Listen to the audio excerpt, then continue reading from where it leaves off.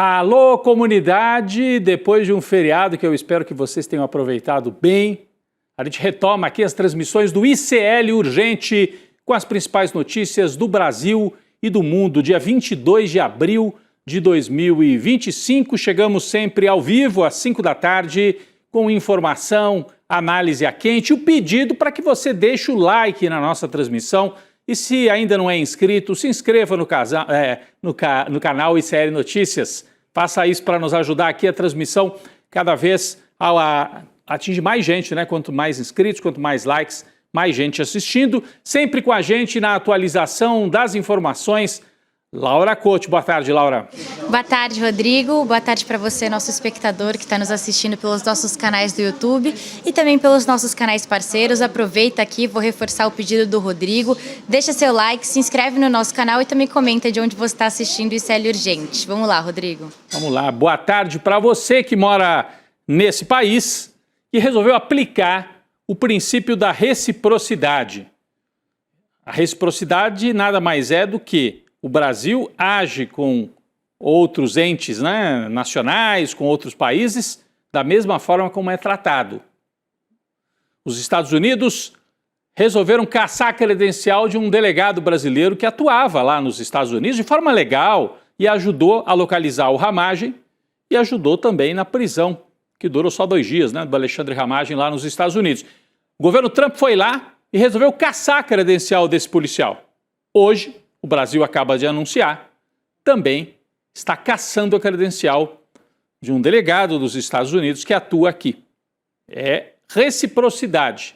O que vale para lá, vale também para o lado de cá. Daqui a pouco a gente traz mais detalhes, explica melhor para você isso que aconteceu agora durante a tarde desta quarta-feira, dia 22 de abril. Vamos começar com uma outra notícia de agora a pouquinho, hein? O dono do Banco Master, Daniel Vorcaro, passou mal dentro da Superintendência da Polícia Federal em Brasília. Ele teve passou mal, aconteceu na segunda-feira, avisou os médicos, ele teria urinado sangue, né? E deve ser encaminhado ao Hospital DF Star nas próximas horas. Olha a situação então do Vorcaro, muita tensão, negociando uma delação premiada, conseguiu sair do presídio onde estava e foi para a superintendência da PF, mas aparentemente passou mal. O corpo não está aguentando esse período de prisão de Daniel Vorcaro. A transferência dele para o hospital ainda depende de avaliação das autoridades responsáveis pelo caso. As informações são da colunista Mônica Bergamo, tá aí a manchete. Daniel Vorcaro urina sangue e deve ir para o hospital. A gente traz mais informações, mais atualizações sobre esse caso a qualquer momento. A segunda turma do Supremo Tribunal Federal começou a julgar hoje se mantém as prisões preventivas do ex-presidente do BRB, o Banco Estatal do Distrito Federal, Paulo Henrique Costa, e do advogado do Banco Master, Daniel Monteiro. Então tem tudo a ver com o Vorcaro, por isso que nós estamos na sequência aqui. O Vorcaro passando mal no hospital e 2 daqueles que de dentro, né, ali das instituições estavam ajudando o Vorcaro também, né, pedem liberação, né? As prisões preventivas foram determinadas pelo ministro André Mendonça na quinta-feira, dia 16 de março, no âmbito da Operação Compliance Zero. O placar está 2-0 pela manutenção da prisão. O ministro André Mendonça, que é o relator, foi acompanhado por Luiz Fux. Ainda faltam votar Gilmar Mendes e Cássio Nunes Marques. Dia 16 de abril, na verdade, né? Só fazendo uma pequena correção, a prisão no dia 16 de abril desses 2 que eu citei aí. Dia 16 de abril. O ministro Dias Toffoli, que também compõe a segunda turma, se declarou suspeito e não participa desse julgamento. A Laura Couto tem mais informações sobre esse fato. Laura. É isso, Rodrigo. O ministro Dias Toffoli se declarou suspeito para julgar esse caso que discute a prisão do ex-presidente do BRB, Paulo Henrique Costa, e do advogado Daniel Monteiro. E não é necessário justificar essa medida, que foi justamente o que aconteceu com o Toffoli. Só que ele já tinha adotado a mesma postura em outros julgamentos do caso Master, inclusive o da prisão, da manutenção da prisão do Vorcaro. E naquela ocasião ele se declarou suspeito, declarou a suspeição por motivo de foro íntimo. Para quem não sabe, a suspeição é um tipo de instrumento jurídico que questiona se o ministro tem condições de ser imparcial em determinado processo. E esse instrumento pode ser aplicado quando há um suposto vínculo ou algum interesse que pode comprometer a isenção do juiz. Essa votação ocorre em plenário virtual e vai ficar aberta até às 23h59 de sexta-feira, dia 24, Rodrigo. Lembrando que o Toffoli chegou a ser o relator do caso, né? Depois de muita pressão. Ele no começo dizia, não tem problema, eu posso tocar essa relatoria, vários indícios de que ele teve ligações com o Vorcaro, né? Aquela história do hotel de luxo, né? O resort ali entre São Paulo e Paraná, que pertence à família do Toffoli, que teria tido investimentos do Banco Master, mas de início o Toffoli aceitou participar de tudo. Depois que ele foi obrigado pelos colegas ministros a se afastar, agora ele tem adotado essa posição cautelosa. Qualquer coisa que envolva o Master, o Toffoli diz, não, melhor não, e se afasta. Ainda assim, a turma lá do Supremo está decidindo se mantém ou não a prisão do Paulo Henrique Costa. Acho que faltou explicar, né, que o Paulo Henrique Costa é suspeito de ter recebido propina como presidente do Banco Estatal, uma propina de 146 milhões de reais, na forma de imóveis. Há várias conversas, trocas de mensagens, com indícios muito, muito fortes de que o Paulo Henrique Costa, como presidente do Banco Estatal, recebeu dinheiro para liberar a compra do Master pelo BRB. Então era um banco estatal para salvar o Banco do Vorcaro, em troca do presidente do banco receber propina. Está preso e o Supremo decide se ele permanece preso ou se ele pode responder em liberdade por essas gravíssimas acusações envolvendo o Banco Estatal de Brasília. Falando ainda no BRB, a Assembleia Geral de Acionistas do Banco Regional de Brasília aprovou na manhã de hoje o aumento do capital social em até 8 bilhões e 800 milhões de reais. Você consegue imaginar o que é esse dinheiro? É muito dinheiro, né? Os acionistas avaliam que a decisão é fundamental para cobrir o rombo financeiro que vem justamente destas operações irregulares, em alguns casos, ou para algumas pessoas criminosas, que o BRB adotou para tentar salvar o Master e abriu esse rombo nas contas do banco. Explicando melhor, esse aumento de capital dos acionistas abre espaço para uma injeção de recursos, investimentos no BRB, através de ações, empréstimos, para salvar a instituição financeira. Atualmente, o capital social do BRB é de 2,3 bilhões, ou seja, ele pode subir para um capital de 11,1 bilhões. Vai aumentar em 8,8 bilhões. É muito dinheiro. O governo do Distrito Federal é o acionista majoritário, tem 56% das ações, vai ter que aportar 5 bilhões desses 8, 5 bilhões vão ter que sair dos cofres públicos de Brasília para salvar o BRB. Olha a situação em que o Vorcaro colocou um banco estatal a partir de influência política. Se não houver aumento de participação do Distrito Federal, do governo, ele pode até perder o controle acionário do BRB. Bom, para fechar o assunto desse escândalo do Banco Master, novos documentos mostram que os ativos totais do chamado ecossistema Master, porque não era só o Banco Master, né? Tinha vários outros bancos e corretoras associadas. O ecossistema total do Master passou de um valor de 3,7 bilhões, que já era bastante, mas passou para 82 bilhões em pouco menos de 5 anos. Presta atenção, de 3 bi para 88 bilhões em 5 anos. Eu nunca vi isso. Laura Explica pra gente, por favor, essa mágica aí do Banco Master.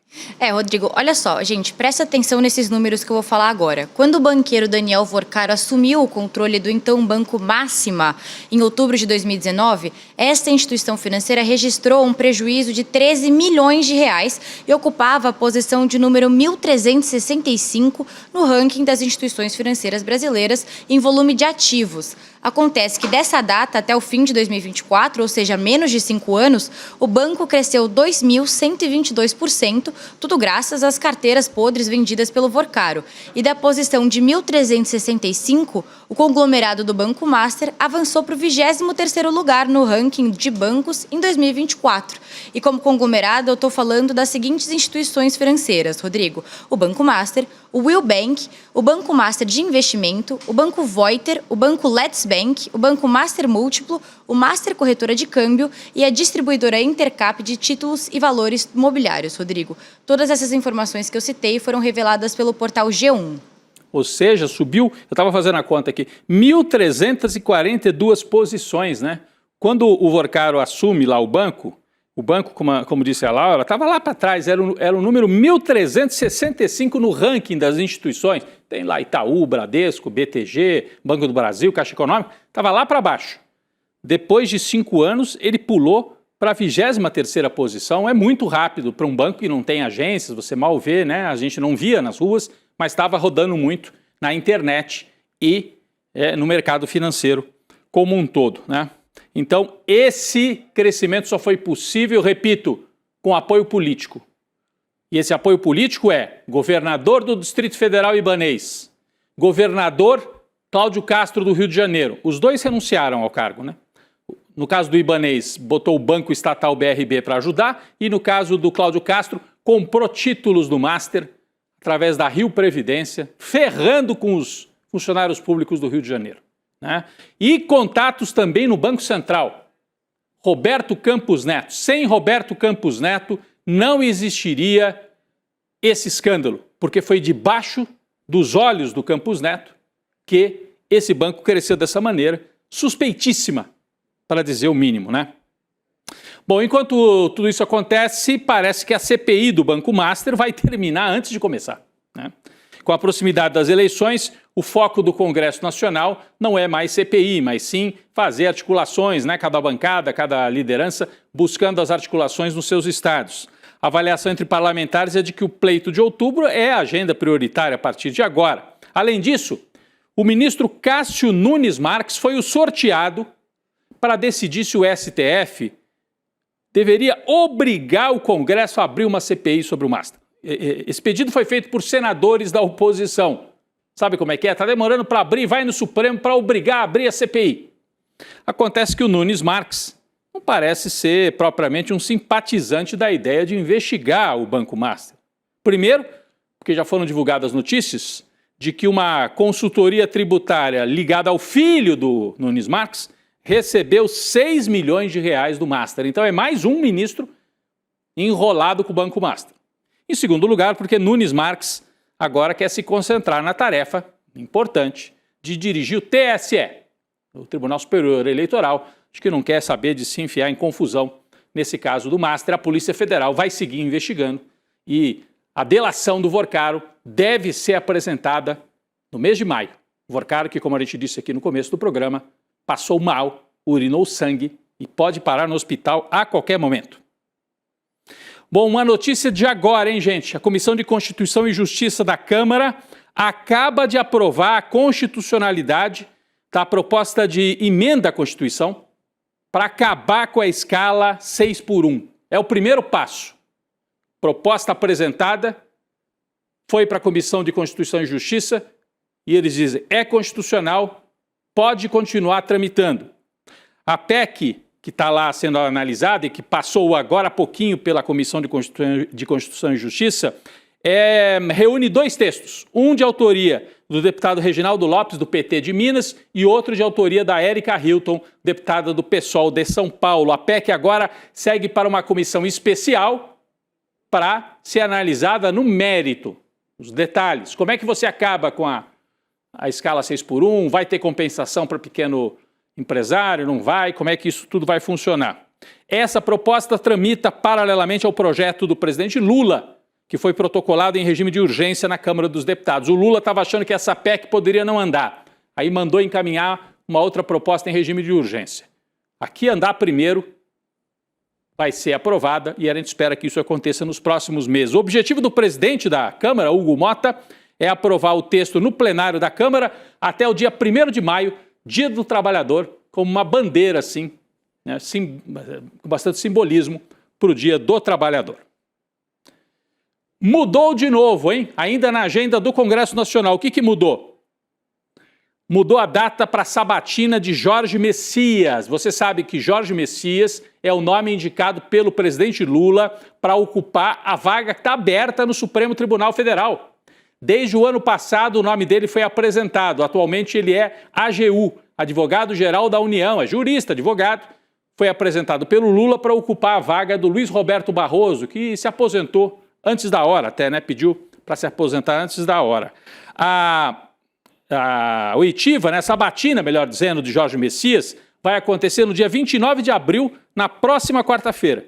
A sessão havia sido marcada para 28, terça, mas foi mudada para quarta, dia 29, portanto. A Laura Couto tem mais informações, o Lula e o governo estão avançando, né, Laura? Acho que agora a contabilidade dos votos está mais favorável ao Messias, não é isso? Isso, Rodrigo. Nessa reta final aí, antes da sabatina do Senado para uma vaga no STF, o próprio Jorge Messias intensificou a visita a vários senadores e também aguarda um encontro com o próprio presidente da Casa, Davi Alcolumbre, que agora está se posicionando de uma forma mais neutra em relação à indicação do Messias. O AGU também tem se preparado para responder sobre temas polêmicos na sabatina. A expectativa é de que ele defenda a separação entre os poderes e também admita que o judiciário tem, às vezes, cruzado alguns limites de prerrogativas que são do Legislativo. De acordo com a Folha de São Paulo, esse beijamão do Messias já passou por mais de 75 senadores, do total de 81, e a contagem de votos favoráveis agora gira em torno de 48. Vale lembrar que são necessários 41 para ele ser aprovado. E parte desse otimismo se dá pelo fato da votação ser secreta, Rodrigo. É isso, então ele já teria ultrapassado a barreira dos 41 votos, já na contabilidade do Palácio, 48 votos já favoráveis à aprovação de Jorge Messias para o Supremo. Pessoal, o Messias pode assumir essa vaga num momento super importante e difícil para o Poder Judiciário. É um momento em que os ministros do Supremo têm debatido reforma do Judiciário, né? Até como uma maneira de se contrapor à agenda da extrema-direita, dos bolsonaristas, que falam em impeachment de ministro, em fechar o Supremo Tribunal Federal, etc. Nesse fim de semana, o ministro Flávio Dino assinou um artigo, publicou um artigo exclusivo aqui no portal ICL Notícias, que repercutiu demais na imprensa brasileira. Nesse artigo, Flávio Dino defendeu uma reforma não do STF, mas do Poder Judiciário. E nesse ponto ele se diferencia do Fachin, porque o Edson Fachin, presidente do Supremo, apresentou uma agenda assim mais limitada, naquela coisa do moralismo. Não, os ministros têm que ter regra para saber se pode dar palestra, se pode voar com um empresário no avião, etc. O que o Flávio Dino está dizendo é o seguinte: não vamos ficar nesse debate só do moralismo, que é necessário, dinheiro público e tal. Vamos falar da instituição. O Poder Judiciário funciona da maneira que a gente gostaria? É interessante. Olha, foram 3 minutos de Jornal Nacional ontem repercutindo o artigo publicado com exclusividade aqui. O Dino escolheu publicar no ICL, que não é pouca coisa também. Então ele mostra que ele está fazendo uma proposta que é do lado progressista. Então ele escolhe publicar esse artigo não no Estadão, no Globo, na Folha, mas no ICL Notícias. Eu achei bastante significativo esse fato. Bom, depois do Flávio Dino apresentar essa proposta de reforma do Judiciário, o colega Gilmar Mendes defendeu também um pacto, uma reforma até mais ampla. Então, se o Dino fala em reforma do Judiciário, o Gilmar cobra um pacto entre os 3 poderes e defende reformas mais amplas até do que apenas do Judiciário. O decano do STF, porque o Gilmar Mendes é o mais antigo, afirmou que é preciso mexer em benefícios concedidos a ministros e juízes. Citou a própria decisão dele, que limitou os penduricalhos. Gilmar, porém, ressaltou que há problemas em várias áreas que precisam de reformas, que não dá para reagir apenas sobre o judiciário brasileiro, porque cadê a pressão para acabar com o orçamento secreto no Legislativo? Cadê a pressão para acabar com a vergonhosa aposentadoria de militares? Filhas de militares que não casam e ficam recebendo pensões, às vezes, da década de 50, 40. Né? Então tem reforma para fazer em várias áreas. Em entrevista à Folha de São Paulo, Gilmar Mendes disse, abre aspas, defendo um pacto amplo, costurado pelo presidente da República, pelo Congresso Nacional. Está tudo muito confuso. Quando aperta, todos correm para o Supremo. O que ele diz é, todo mundo reclamando, mas quando aperta mesmo, todo mundo corre e pede para o Supremo decidir. É isso. Interessante o momento na véspera da eleição de outubro, né? Vamos falar então daquele assunto que é a nossa manchete principal nesta quarta-feira. A relação entre Brasil e Estados Unidos entra numa nova fase de tensão depois do governo Trump ter retirado a credencial do delegado da Polícia Federal, Marcelo Ivo. Isso aconteceu poucos dias atrás. E aí, em resposta, agora há pouco, no início da tarde, o diretor da Polícia Federal, Andrei Rodrigues, confirmou que está retirando também as credenciais de um dos servidores dos Estados Unidos que trabalha aqui no Brasil.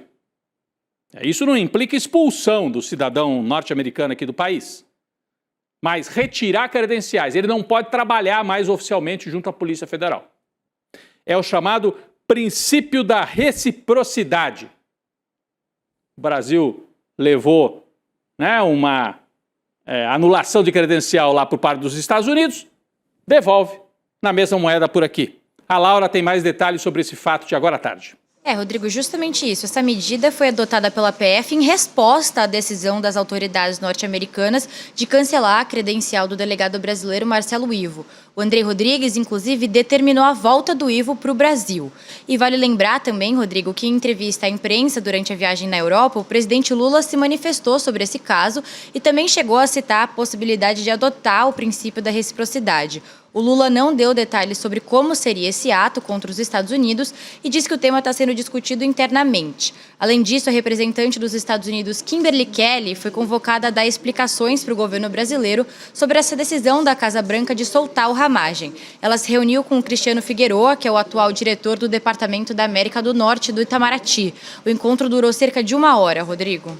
É isso, tensão, mas tudo dentro da regra da diplomacia. Dentro das regras, o Brasil chamou a representante, essa Kimberly, né, que a Laura acabou de citar, chamou para explicar por que vocês soltaram o Ramagem, que tem ordem de prisão aqui no Brasil. Se os Estados Unidos pedirem prisão de algum cidadão deles aqui no Brasil, o Brasil vai entregar? Não deveria.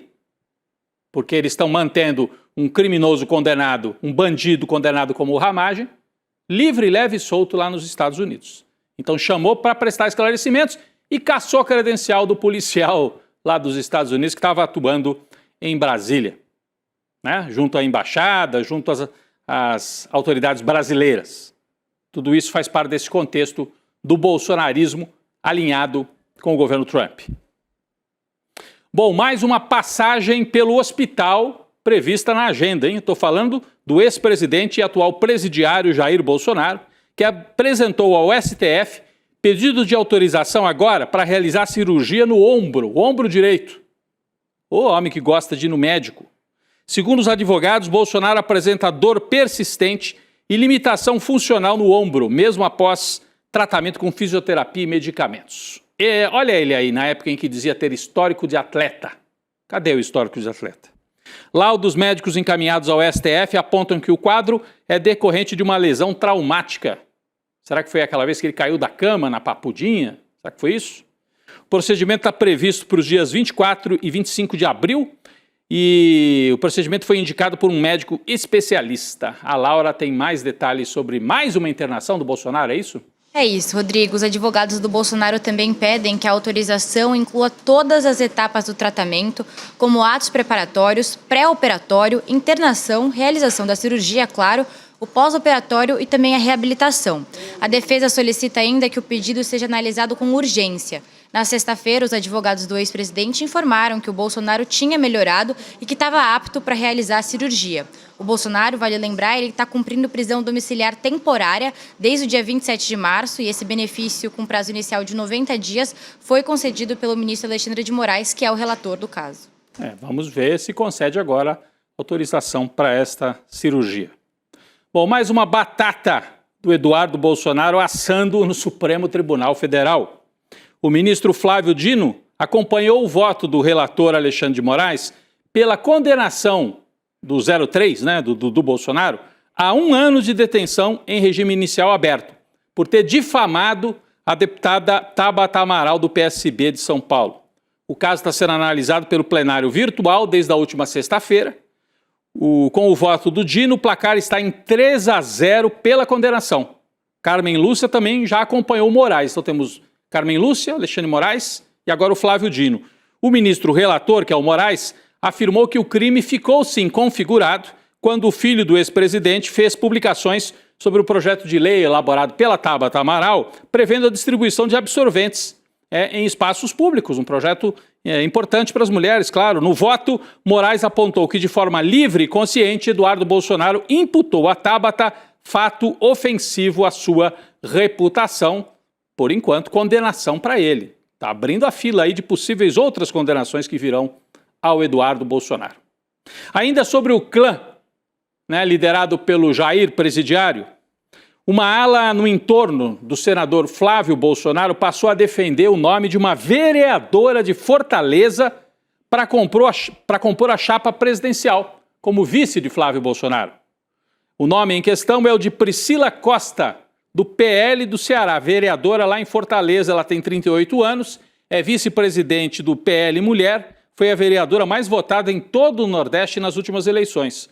No momento é pré-candidata ao Senado pelo Ceará, mas há um movimento para que ela seja a vice do Flávio Bolsonaro. A estratégia é, claro, o Flávio Bolsonaro perde entre as mulheres, a família Bolsonaro sempre ofendeu as mulheres, e agora tentando trazer uma mulher com voto, uma aproximação com as mulheres e com o povo do Nordeste, que majoritariamente prefere o Lula. Do outro lado, na organização dos palanques, uma notícia importante de hoje do lado do presidente Lula.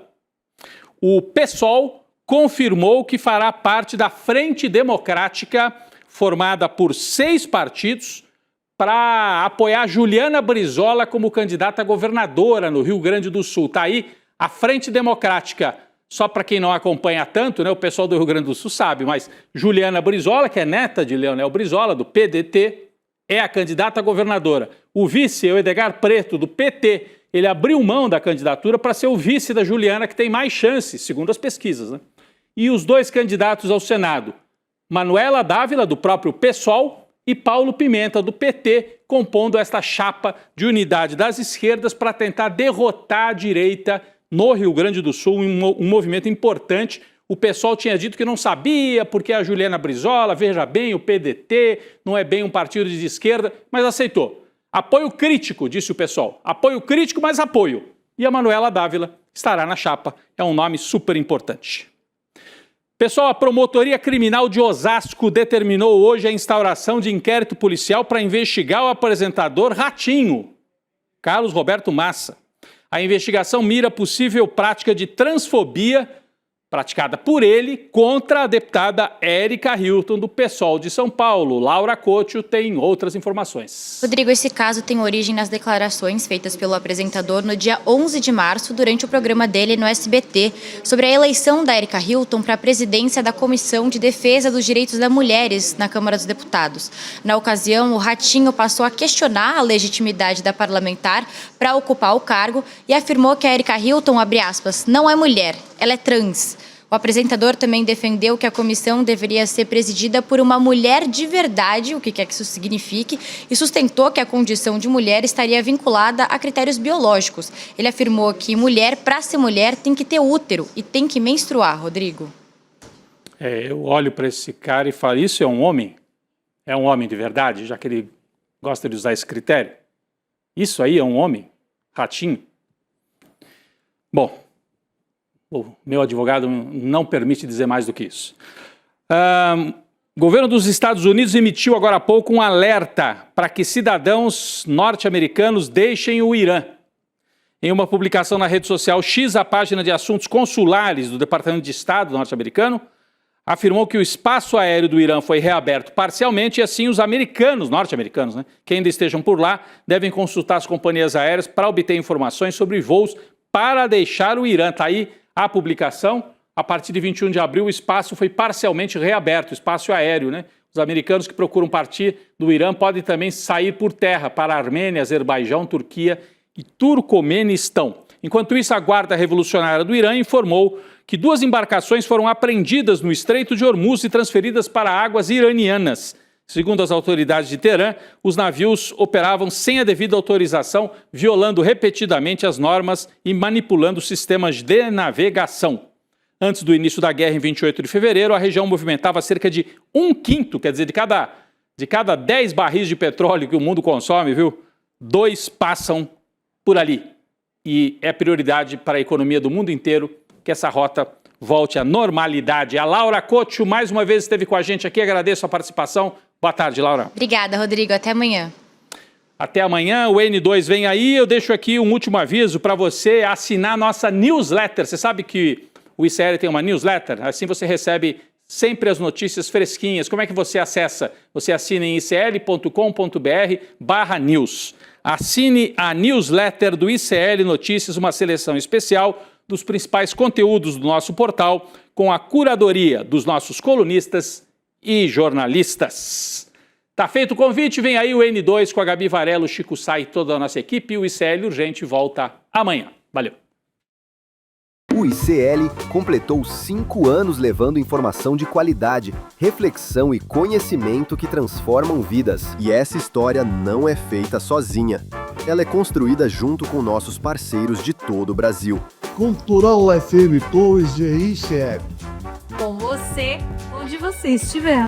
Passando para agradecer a grande parceria que temos com o Instituto Conhecimento Liberta. Obrigado pela parceria que realmente liberta. A nossa parceria aqui em retransmitir o conteúdo do N1 foi um golaço, um gol de letra, que venham muitos anos para nós. Um forte abraço a todos. Salve, camaradas do ICL! Vamos crescendo juntos aí nessa grande parceria e esperamos que venham mais muitos e muitos anos pela frente. Conhecimento liberta. E é por isso que nós temos essa parceria, para expandir esse conhecimento. E nós estamos juntos nesse processo, nessa... São vozes unidas em uma rede que cresce a cada dia, levando informação livre e independente para milhões de brasileiros. E você, que tem um canal no YouTube ou uma emissora de TV, pode se juntar a nós. Retransmita o sinal do ICL e leve transformação para a sua audiência. ICL, 5 anos de informação que liberta. E juntos, vamos muito mais longe.